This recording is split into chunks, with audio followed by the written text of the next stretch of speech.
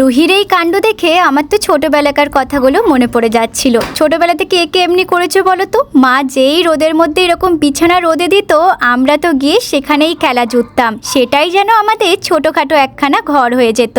আমি আর রুহি মিলে আজকে গোটা ঘরটা পরিষ্কার করছিলাম, তাই রুহি আমার সাথে আজকে ভাব করে নিয়েছে, কারণ এই কাজে আমরা দুজন দুজনের হেল্পার। তবে রুহি যখনই ক্লান্ত হচ্ছে একবার করে এসে শুয়ে পড়ছে।